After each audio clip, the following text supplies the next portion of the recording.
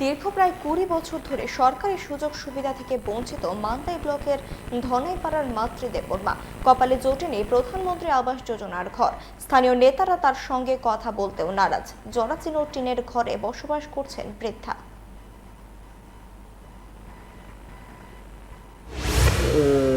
অনেক বছর মানে ধরে না, তার স্বামী মরছে 15-20 বছর হয়েছে।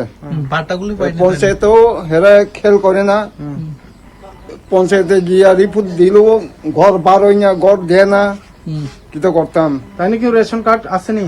রেশন কার্ড তো কিছু আছে, কি কি বিপিএল না অন্তদয়? অন্তর্জয় অন্তদয়।